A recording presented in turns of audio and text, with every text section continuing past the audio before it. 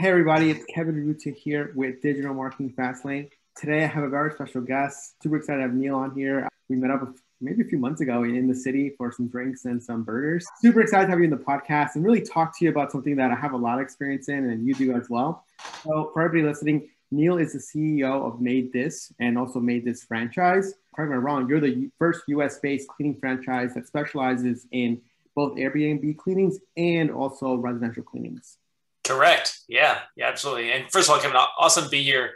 I know we've been around each other's circles for a while in the cleaning industry. Surprisingly, kind of a small industry when you get to know it. Yeah, I met you up a few months ago, and it's funny we're on the pod now. So cool to be here. And yeah, exactly like you said, man, it's the first cleaning franchise focused on vacation rentals. We're completely remote business model. You know the drill better than almost anyone else in the cleaning industry about this market and how digital marketing is such a big deal. So I'm excited to dive into it. In one of the other words, the top players know who they are because you're kind of always looking at what they're doing, which is great. We've known each other and we always DM each other different tips and tactics. And I was like, hey, this is what I'm doing. As you sort of grow, one little thing isn't going to make your company collapse. Like, oh my God, the secret. That's what people think initially, right? Oh my God, if I tell them how I'm getting cleaners, my company's going to fail. I'm like, trust me, your company's going to fail, not because of that.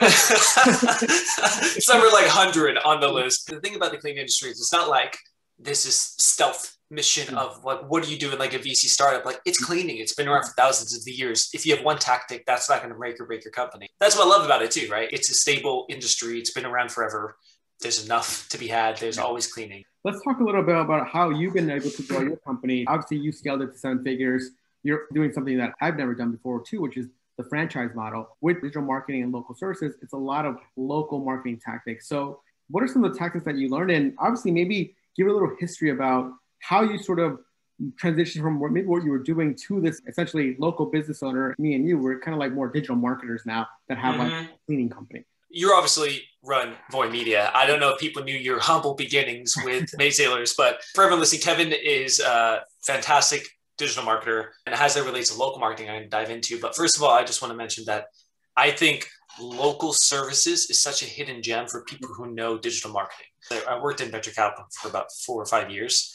I started and made this on the side as kind of a side hustle on there. I was on Reddit, saw a post of a dude, you and I both know him. Yeah. And off to the races from there, people started contacting me for vacation rental cleaning. So we started pivoting towards that. But what I found very early on is people in local services don't know what they're doing with marketing. I wanted to start some sort of business I could do remotely, and I didn't think that was cleaning. So I was trying to do all these things which are quote unquote global, e-commerce, online marketing for other people, like a lot of things which you have massive scale, but you're also competing against the whole world. And once I dove into local services, one, I figured out you can do it remotely. That's the business model we're running now. And for the last 5 years before COVID, traveling just internationally while building this local business in Los Angeles. And number two, your competition sucks. Like, they don't know what they're doing with marketing. If most of them don't have a great service, most of them don't even pick up the phone. We've probably made mid 6 figures just from people on the phone, literally saying, I'm going with you guys because you picked up the phone. That's the bar we're competing against. So when you combine that aspect along with digital marketing, I think it's huge. And there's a lot of money to be had. And I think people just don't think about it. I don't want to be tied down to a city. You don't need to anymore. That's not the way the world works anymore. That's old school local. So yeah, I think what you're saying, Neel, is so important because it's sort of the same mentality I had too. People think that local means you have to be in that area. And that's not true. That's just where your business operates in. Think about all the big Walmarts. Think about all the big stores like Macy's. Of course, they have local stores, but the headquarters is probably somewhere out in a random place. And they still operate locally because there's still a central hub where these guys like in suits, are making decisions to local businesses. And that's sort of what you've been thinking about, obviously in a smaller scale. Local is just so easy. You're competing against people that want to have a local business, but have no clue what that actually means. And then they're actually in debt because they have to take out money and open up like a local bodega that has no clue how to run it. And another thing that you probably hear, Neel, too, is like, oh my God, local, there's so much competition, right? But to be the best, that means you're going to be really good at marketing and also just be really good at a good website. And again, what you said, customer service. And the way I think about it too is you're in a coffee shop, right? In New York City. There's hundreds of coffee shops in New York City, but how come there's only like 5 really good ones? But they're all coffee shops. But what makes them different? It's the website, the customer service experience. The greens are just slightly better. It's not the idea. People always think, oh, like the idea is the thing. It's just like being slightly better than your competitors because you're still in this market where people want a product or service like coffee. $5 a coffee in New York City. People will literally wait online, even though there's a place down the block. You just need to be slightly better and you'll get better reviews. Obviously, it's based on reviews. And people wait online for you. It's ridiculous. It's wild. If you're listening to this podcast, you are probably better than almost everyone on the local marketing level already, just by understanding these global marketing tactics. Now, if you take that and bring it down to the local level, it's unfair. I think the analogy I always use is to always be a professional football team at a high school game. I love that analogy. And that's basically what a lot of us are doing. Kevin, I know that's what you did in New York with bringing these very global marketing tactics, which we'll talk about soon, into the local spectrum and just crush the competition. Now, the other side is you obviously do need to get service. You can't just be a great marketer and have a crappy service. It's not going to work. But if you have the systems on the back end to deliver a good service, getting new customers isn't the problem.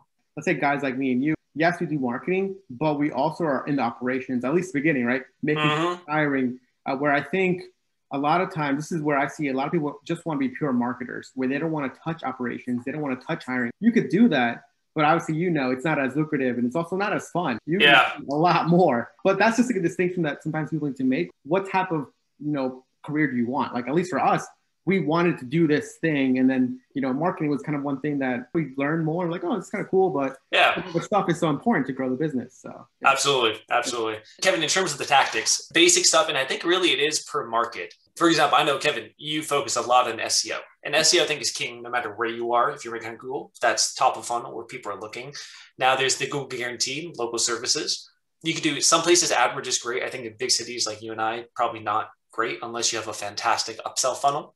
Reviews are obviously king, meaning you have to have a really good service. You have to have a way to capture reviews. Kevin, I think I was recently looking at MaidThis, 500 plus Google reviews. Who the hell is going to compete with that? We also have the most number of cleaning reviews in LA, and our franchisees would educate them on how to actually get more and more reviews. Because look, if you have double the reviews of the competition, who's going to compete with you?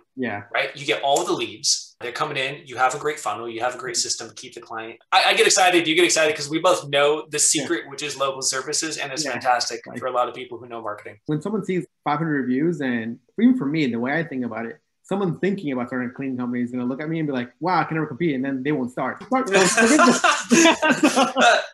how it is. A lot of this stuff is like you're building a moat. I'm like, oh, yeah, like I know what works. And I know people don't know how to get there. There's some tactics that obviously we'll talk about some here, but there's only some, Neil, that we'll only tell each other in person and be like, hey, yeah, this is a tactic that works really well. So yeah, exactly. Kevin, why do you think more marketers don't get into the local service game? I think it's a few things. Similar to what we said before, they think that local service is no money because the local keyword is like, oh, it's a small business. A small business for people is like millions of dollars, but they sometimes equate that to like, oh, like I can only make a few $100,000. They don't realize small businesses make a lot of money in local cities. And so I think that initial thought cripples people to like, I don't want to do that. I want to do something that's global. That's really millions. But they don't realize that you can have a small business making millions of dollars.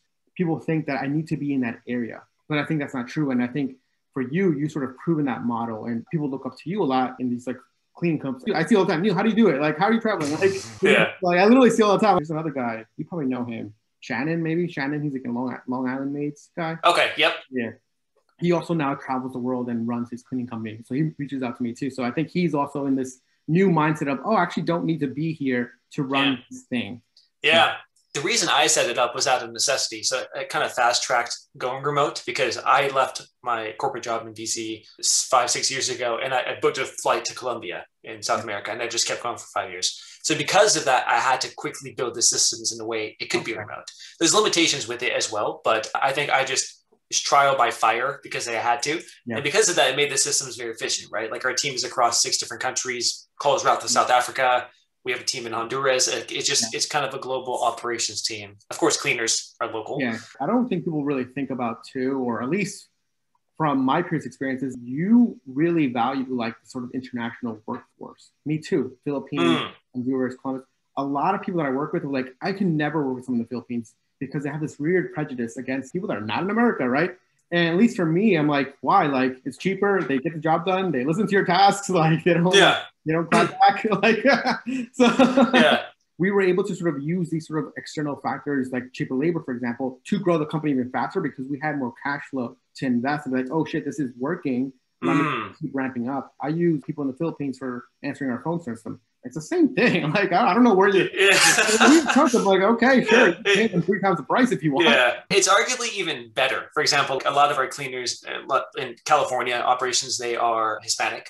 Yeah. If they call and they speak with someone from Honduras, from El Salvador, from Mexico, that's an instant connection right there. Yeah. Right. It's just so much better. Something that people don't think about too, because we also look for phone service reps that are also Spanish too, because the cleaners call in Spanish, and then we're just like, oh yeah, this is easier. Like you can just talk. It's funny because I'm Hispanic, so cleaners will call me and talk to me in Spanish. It's like I want to help because it's so much easier than speaking English because the language. Right. In Spanish, they can truly understand me. So this is like one of those things where you don't read about this, but when you're in the business, this is actually like a tactic. Helps cleaners get to the job faster, to get to the work faster. And also, it allows you to trust you more because like, oh, they speak Spanish. They truly help me and care about me. So it's like all these little things that you never read about, but when in business, you kind of know. In our end for the sales team, it goes to South Africa. Now, if you think about South Africa, they have an accent. They have an accent which sounds like a British accent. So every person who calls, Americans love accents. Oh my God, where are you from? Are you Australian? Are you from Britain? Like, where are you from? And it's just so funny to hear that over and over and over. But that's why another reason it's so unfair, Kevin, is because having a global workforce, using global marketing tactics, servicing a local market, competing against local companies who don't know what they're doing. As long as you could run it efficiently, the systems put into place, it is an unfair competitive advantage, in my opinion. And that's part of the reason why we're saying, cool, we're going to use MaidThis franchise, go after the vacation rental market. No one else is doing it. Try to find great digital marketers or people who understand funnels because that's what works, right? That's exactly what's going to dominate. Let's talk a little bit about the MaidThis franchise. Can you talk a little bit about why you wanted to do this? Of course, you had your successful MaidThis and into the MaidThis franchise. And when did that idea sort of happen? And what are some tactics there that you're using to grow that franchise model? We did have, just through vacation rentals, a lot of customers saying, hey, when are you going to come here? When are you going to come here? Because there's no one else who services vacation rentals here. So organically, there was already a lot of demand from property managers who worked with us in LA and said, we have operations in Nashville. Can you go there? So I knew we were leaving money on the table. At the same time, I was debating, do I want to keep opening up operations myself or continue what I'm doing, do something different? So that's where the idea came up a couple of years ago, speaking with some of the conference. They're like, hey, look into franchising. So I looked into it. And what I love about it is I could really cater who comes into the MaidThis brand, like the actual people. And candidly, Kevin, I'm probably only going to pick 15 to 20 people and say, hey, I'm just going to help you guys out a lot and just focus on those markets. And it's just a multiplier effect, right? You find out one tactic which works in LA or Denver, you could multiply that across the whole nation. I like having unfair competitive advantages, as I've said a bunch of times here. Part of what's unfair about the franchise model is I could take the tactics of what's working for everyone in the nation, coordinate it through us, which being the central hub, and disperse it to everyone. We could share resources. It's a cool way to expand. And I feel like, honestly, I could help people get what they want with being location independent and work remotely, like I did with the business model, servicing a local market. I could expedite what they're doing with trial and error, like you and I had to deal with at the beginning. So it felt like a great way to expand while also building a community. That was the real reason I wanted to start MaidThis franchise. Yeah, that totally makes sense. And going on franchises, there's like tons and tons of franchises out there that you could potentially be better. Like at least for us, there's a lot of local companies like us that are better than, obviously, you probably know, like the Molly Maids, the MaidThis. Those are traditional franchises that people know about, and they're so antiquated. They just do old school, like coming free estimates, all this crazy stuff. Let's talk about some local tactics that you've seen work well. That like, what are something that someone can deploy this week or something like that you've seen super helpful to just get more traffic to their website? Yeah, absolutely. Let's take a step back because I think your audience is going to be pretty educated. Let's talk about customer acquisition costs because that's going to factor into anything here, right? So if you know your customer acquisition costs, I'll use that as an example. If it's between 60 to 100 to acquire a customer, then I know I need to go for recurring customers. But I know that I could spend that much and I could close 50% of sales on my phone. That converts to a recurring customer, which leads to X amount of lifetime value. As long as I know that number, then the tactic I use becomes a little bit less relevant as long as the number matches that $60 to $100 customer acquisition cost, because I know I could convert them to recurring. So right now, LSA, Google Local Services, I think relatively new. They're pushing it hard. So I think that's still a gold mine for a lot of cities. Yep. Bigger cities have already seen high competition in that with LA, New York. The price per click for Google Local Services is extremely high compared to a place like Nashville or Omaha. But still, and for anyone listening, Google Local Services is, you could type in cleaning near me and there'd be people who Google puts at the top, it says Google guaranteed. They fill out insurance forms, things like that. If you call them, that company will pay per call, usually between $20 to $40. Kevin, yours and I's would be at the higher end because you're in big cities. But if you know your numbers well, and you know that, hey, I could spend up to $100, that's about 2.5 calls. And also something here too, just to, at least for us, that what we do, I'm not sure if you do, is we use a separate number for this. That way we know when it's a Google one. So we pitch different because we want to close. Yeah. Do you use CallRail?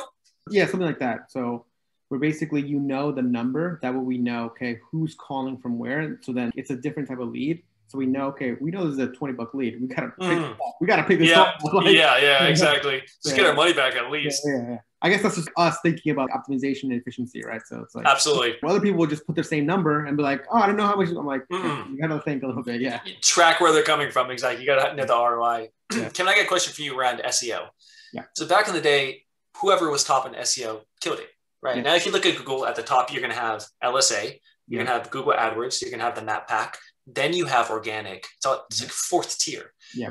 I'm curious how you think about organic SEO now, because I know that's a big driver for you. Is that still as critical, or do you think that's not as critical? So for us, it's still pretty critical. I mean, we use it. We still see most of our bookings through organic traffic. We do very little of the advertising for the other stuff. Like we'll do some of the Google ones as well, but that's a small budget just so we can appear on there. I still think organic traffic works, and I think people still sometimes scroll down. We still get a tons of traffic. Yeah. Do you mean Map Pack, or do you mean like actually organic on the bottom? Yeah, the Map Pack. I still think one of the most important things you can do is the Map Pack. Just Google My Business. Yep. Yeah. Besides like those paid ones. And then of course the Map Pack is sometimes related to like organic listings. So you got to have high rankings for both. Got it. Yeah. So I still think the Map Pack is the best. Similar to what you said before earlier, where you have the stars, the Google reviews. Then people just see that, and then you click a call to book now. What's the biggest driver to get you ranked top on the Map Pack? For me, I think it's going to be citations. People know citations. It's kind of like having your website listed in like local directories, right? Yelp, Google My Business, those big data source hubs, right? Like Yellow Pages. So there's a few websites. If people are looking into local citations, there's a few websites like citationbuilders.com. EX, I think. Yeah, they're expensive. But I think it's easier as you sort of grow your business because it's a single place to manage everything. At least for me, the way we think about citations is, I'm not sure you do it, we do citations like every 6 months to sort of refresh because citations die out, new directories show up, and then they sort of like die out. They get de-indexed. And then we're like, okay, refresh again and make sure that Google sees that we're relevant. Okay, cool. This business is still around. I mean, for us, we just Google like citation builders or local citations. Like, okay, someone's got something new. Like, so we just pay them. So I think that's important. And for the Map Pack, I think what's important is, of course, reviews. So this is where it's like one of those things that's more like an iffy, where it's like, I think the click-through rate of your thing is important. And of course, you only get that by having high reviews and also ranking high. So the higher you rank, the more you're going to click through rate. So then you're going to stick on that first page more than other people. So it's like catch-22. You got to like somehow force yourself to the top and then do that. We've had situations, at least for some of my websites, where I forget to renew the domain and then completely drop out. And then it takes like a few months to crawl, which is like a mistake that you should never do. A lot of revenue lost, right? Yeah, we just forget and we're just like, oh, why did the website go down? So we use something like an Uptime Monitor to monitor every single website that we have. And we get a ping in Slack that says, hey, the website's down, the website's down. We actually recently had this where the website was down for like a week and nobody noticed it. Oh, that's weird that the booking's coming in. Oh shit, the website's been down. We saw our rankings just dip. I look at our rank tracker like almost every single day. I'm like looking at I wake up looking at the rankings. I go to bed looking at the rankings. Yeah. All right. Well, everything looks good. Yeah. Kevin, I think your superpower, if that's one thing, would be around SEO. Yeah. Agree or disagree with me, but I think you're probably extremely, extremely smart with SEO, both with your current business, but even with local businesses, which again is unfair because you are competing in SEO versus local service companies. Like, of course, you're going to beat them. And I think everyone has to recognize what they are good at. Yeah. Some people might not be the greatest at SEO. They're saying, hey, I'm just really good at building funnels. I'm really good at social media marketing. That's fine. There's multiple ways to make money in this business. It's not just SEO. There's no one bullet for any local services. There's so many different ways to make money. There's so many different ways. There's so many other tactics out there, having great reviews. At least for me, my Maid company, like we have great reviews. We have great rankings, great reviews on Yelp, great reviews on Google+. We have great reviews everywhere. Anywhere you look, Maid Sellers reviews, there's a reason why, because we are really thinking about it and making sure that we're at the top for almost everything. I think that's sort of like local SEO is one tactic. Of course, you're saying the Google listings or What other ones are you saying you're using right now to sort of get more traffic? Yelp was great 5 years ago. So we have maybe 300 reviews on there at least. Yeah. So we still do that. I don't know if I would recommend that to people starting up anymore. I heard that Apple is even released their own review platform. So after a while, there's only so many places you can ask the customer to leave you a review. I sense Yelp's going to drop off. We still get a lot of bookings from Yelp just because we have fantastic reviews on there. Honestly, I'm also seeing a trend away from digital.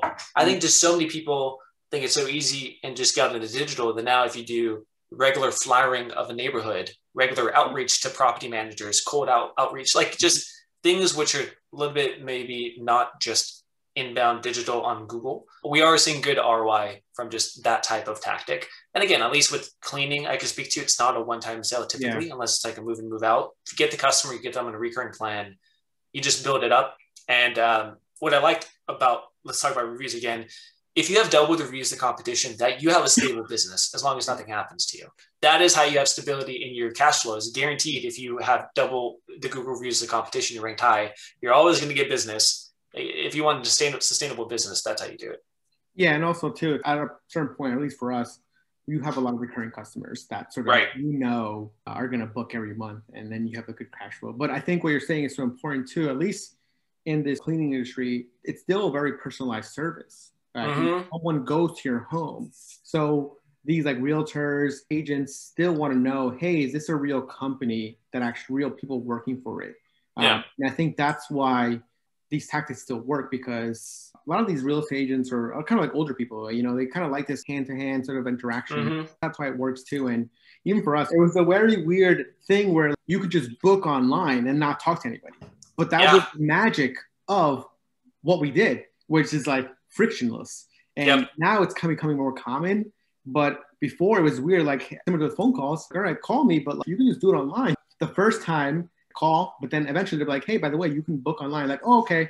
It's just easier because that's like, what they do. Yeah, that's what it is. Especially now with like this whole COVID thing where everything's online and people are more comfortable putting their credit card, which is crazy because we don't think about it because I'm like, I put my credit card anywhere. Like, I don't even know what I'm looking at. I'm like, shit. People still are fearful of that. And of course, this is very different depending on the city you're at. We're in New York City. You're in like LA. It is a very tech like focused city. A lot of guys like us, and maybe you're somewhere in middle America. That's a different sort of interaction. And agreed. And I would argue just change your target market for who you're going after. We're going after the millennial crowd, the Airbnb homeowner who wants automation. So it does depend where you are. Part of the funnel is, we talked a lot about lead gen and getting the lead, which is great. I think what's even more important is, how does the sales process look like afterwards? And then how does post-sales look like after the service to retain them?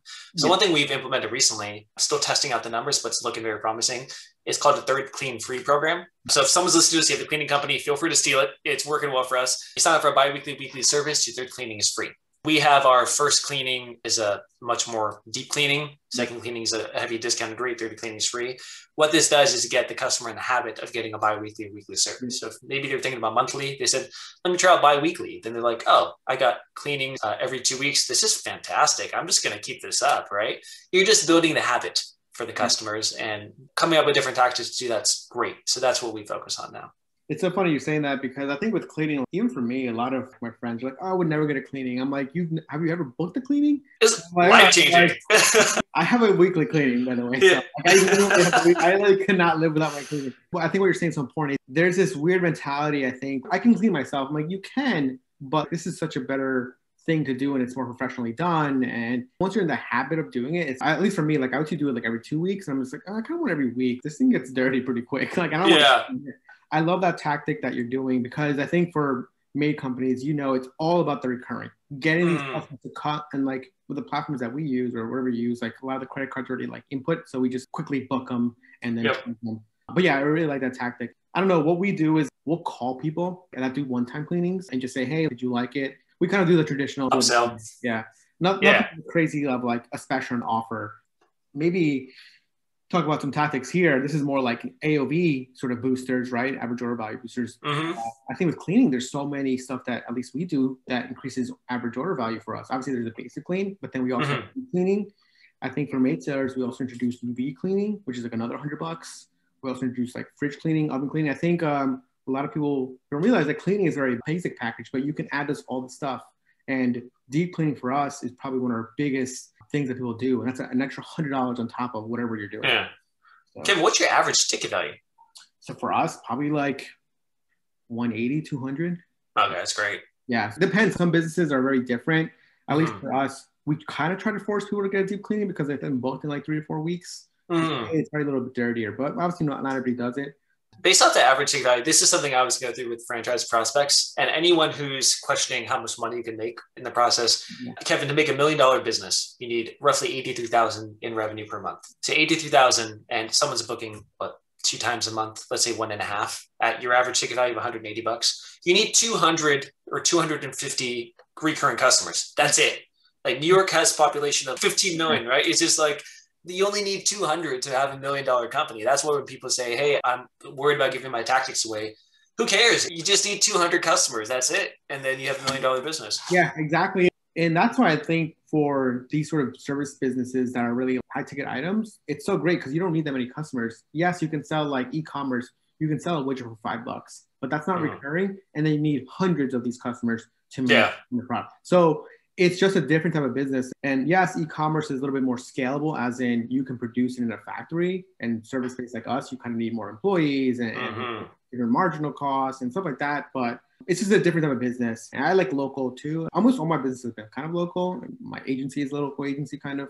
Neel, what about Airbnb stuff? Has there been any tactics that you've done to just get more Airbnb clients? Or I don't know, I'm thinking about some tactics that I would do. What have you done? I'm trying to think right now. What would I do? Yeah. We don't really do Airbnb cleaning, so. That's a different beast, by the way. That's a different business model. It is difficult because that's quick service. You have to be open 7 days a week. Sometimes they'll pop up next day. Sometimes you have to do it between 11 to 3. So it is a different service. I like it because it makes us a little bit more niche. It's high recurring. So there's lots of great things to it. There's also more headaches to it. So pros and cons. Tactics to get Airbnb customers. Honestly, most of ours have come through referrals at this point. Okay. People will find us through SEO. Type in Airbnb cleaning Los Angeles. We're going to pop up first. They're going to contact us. Our homepage is fantastic for lead capture. It focuses on their pain points. The reality is this is even more of a niche product than cleaning. There's not that many cleaning companies who specialize in vacation rental cleaning, and hosts know it. So what hosts see is, hey, I need someone who's going to report damages, check if I have supplies. I don't want to train people. A normal cleaning company who doesn't have that service, how are they going to know to do this? It might cost me hundreds of thousands of dollars if I don't get the right team. We have something called a never no-show guarantee, meaning the host's biggest worry is someone going to show up? How do you guarantee that? Give me that guarantee. Yeah. To be fair, we're particular with who we sign up just to make sure we can guarantee it. But we have a never no-show guarantee, so we can charge a premium for it. So a lot of it is SEO based. Yeah. There are probably some scrappier tactics. Pre-COVID, we started a Meetup group for this as well, for vacation rental hosts of San Francisco, of LA, things like that. Kevin, spitballing from your marketing brain, what would you do? I wonder if there's a way where you can somehow find the addresses of these Airbnb people through some like API or scrape it or something. I tried to literally go on Airbnb message host. Yeah. I got every email account banned by Airbnb. They found my Facebook. They banned my Facebook. An impossible tactic could be kind of, I think you're doing that already with your Meetup group, right? Where you have like a meetup of like Airbnb owners in LA, maybe like that, or Facebook group, right? Where basically people qualify themselves as Airbnb owners. Like, hey, let's still talk about local tactics. And then you sort of say, hey, by the way, we're a cleaning company. So sponsored by MaidThis, Yeah. How can these people self-qualify themselves and come to you essentially? Yeah. I think outbound is fantastic as well. Candidly, we haven't needed too much outbound because a lot of people who see us are like, hey, you guys specialize in this. They get it immediately, right? And there's not that many companies. But as long as you stay in front of property managers long enough, when they get mad at their cleaning company, which is going to happen at some point, they'll just say, oh, Neel reached out to me. Let me go ahead and contact him. Sometimes too for office cleanings. We do a lot of office cleanings here too. I'm trying to think of more tactics. Maybe there's a database of homes that were just purchased. Well, I don't know. Things I haven't even touched, which is what I'm excited about for the franchise model, is if we start to get in touch with bloggers, influencers, people who are property managers across the nation, if we have a network of MaidThis companies, then I could easily say, hey, I'm just going to be the top banner ad on this Airbnb blog. For a singular local company, that doesn't make sense because most of that traffic is not going to be in the local market. But all of a sudden, if there's MaidThis franchises across all the US, I can now use those tactics, maybe control those blogs at some point, and then it makes a lot of sense. Yeah, essentially like acquire those or blogs. I don't know, another tactic that you could do too is just make like an Airbnb forum or acquire a forum. That's another tactic that we'll do is acquire forums that are for this niche. Like there's a huge Uber forum, right? That Uber just advertises on all the time. So, so people listening, people don't do this in just like, let's say local markets, but they do it like marketing, like affiliate marketers. There's like affiliate blogs that like big digital marketers acquire just so they can put their products in front. For you too, Neel, maybe go to like an Airbnb group on Facebook and find the admins. Hey, like how much does it cost for me to be the admin and pay, right? Take it over. Oh yeah, take it over. There's so many scrappy ways. The cool thing is it's such a niche market, and there's no such thing as like a global dominant or a national dominant player for vacation rental cleaning. No. So as long as you could be a little bit more scrappy, take over Facebook groups, take over Meetup Groups, sponsor or take over blogs. Like I think there's just a lot of opportunity. But again, you need scale because this is it's a local business individually. So how about scale? Yeah. Another question I have for you is, do you do anything around surge pricing or anything like that? Or for like Airbnb cleanings? I want to. For simplicity purpose, we don't. We onboard a customer, give them a set price. Whether that cleaning happens 2 days from now or 5 weeks from now, it's still the same price. I actually want to do surge pricing for regular residential cleaning. Kevin, I don't know if you do that, but like some people say, I need to clean you today. And I want to be like, cool, that's going to cost you $500. Yeah. But I haven't really baked that into it yet. We have same day service fee, which is like 40 to 50 bucks. So at least for us, how it works, it's in the booking form where it says, hey, if you're booking this today, you'll do it. But if someone books today, we have like a Zap or Zapier or whatever Slack thing that automatically pings one of our customer service reps saying, hey, Kevin just booked today and they didn't add the one-time fee for the same day cleaning. You got to call them and let them know. So you guys actually allow same day bookings. Yeah, that's how yeah. That is a huge growth tactic. Same day, let's say 340 here. We still allow booking until 6 p.m.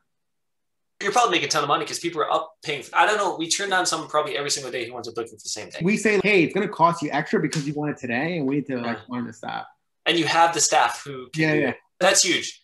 It's like a game. Of, are you in the area? Are you in the area? Are you in the area? You know how it is. Like, are you in the area? Oh man, this is high level of stress. But honestly, I think you could be a six-figure business just from being same day cleaners. Same day cleaning is a big thing. I think for us, it's one of our biggest ways that we grow. Because going back to what I said before, people are looking for this right now. And if you can serve them, then you're going to get the customer. And you do a great job, you're going to get that recurring. I think it's like one of the best tactics that people don't do because A, it's so high stress, but higher stress, higher reward for us. We get more recurring. We get more bookings. That's how we like to live. So we are not set up internally for that. But if you can set up the way, Kevin, like you did, where you are able to accommodate that, guarantee it. Yeah. I'll charge them $100. People are going to pay this. Like it's insane for people who need a cleaning today. Like my mom's coming to town. I don't care. Just get me a cleaner. Yeah. They're going to pay whatever. This is how we always were. And it wasn't like something that we just built. It was like we were new and we're like, shit, someone wants a booking today. We got to do it. And that's how we just essentially just started and have stayed. Where I think most people are kind of like, oh, I can't do it today.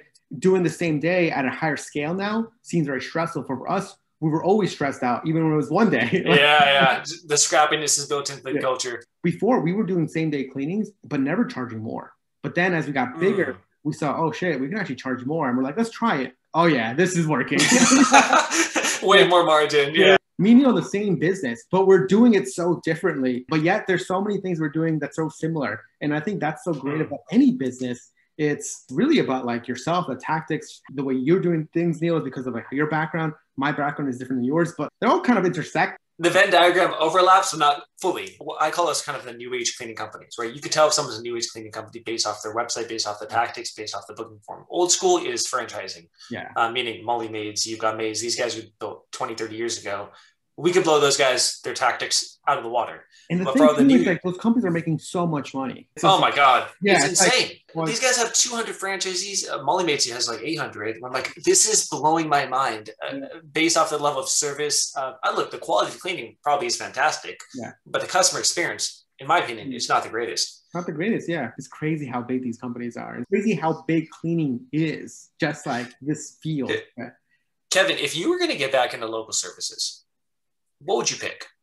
I looked into dry cleaning before. It's too hard to make work. I was kind of interested in doing laundromats at one point too, because it's local, but also it's like you have like the one-time cost, and then there's also like the additional service of they'll do it for you. But even then, it's hard to charge a lot because there's so many competitors. Local storage.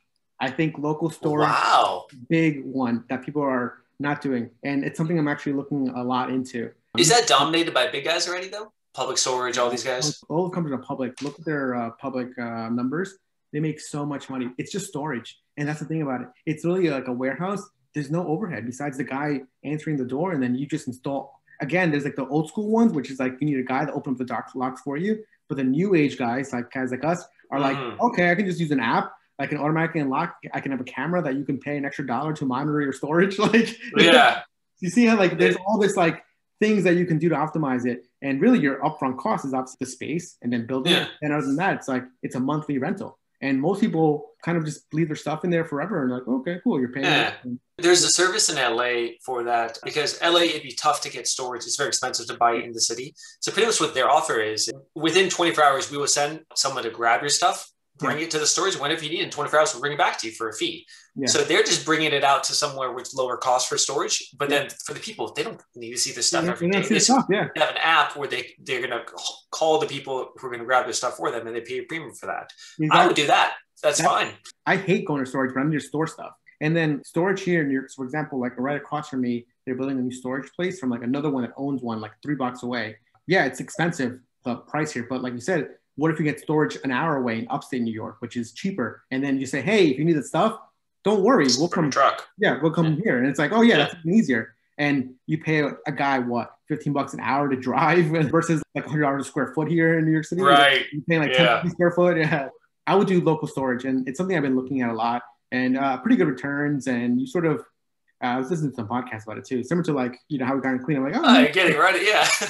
Yeah, listen to some podcasts about it. Yeah. I'm like, I've been looking at it. So that's what I would start. Cleaning is great. Obviously, it's just high stress. For people listening, they maybe want to join your franchise. I think it's a great model, especially if you work someone such as yourself. You know it works, and you'll have to discover everything yourself, which is sometimes good. But again, you sort of want to jumpstart the business, start making money, start hiring people, start making profits. So if someone wants to maybe, Neel, go contact you to sort of work with you, or even maybe is interested in their franchise, where do they can go and find you?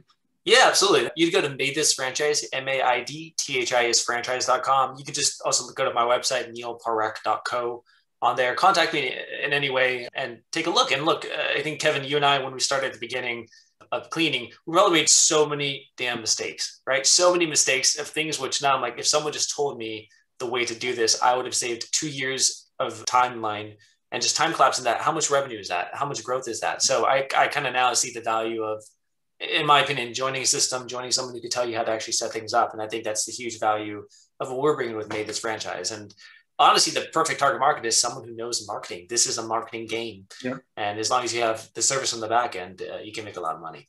Yeah, exactly. And similar to what you said, I think people don't realize it's like the opportunity cost is high when you don't know what's going on because it just slows you down. Yep. Okay, Neel, thanks for coming on. That was awesome, man. Please go to MaidThis.com or MaidThis franchise, Google him, and you'll find everything you need. Neel, thank you so much. Appreciate your time. Thanks, Evan. That was fun.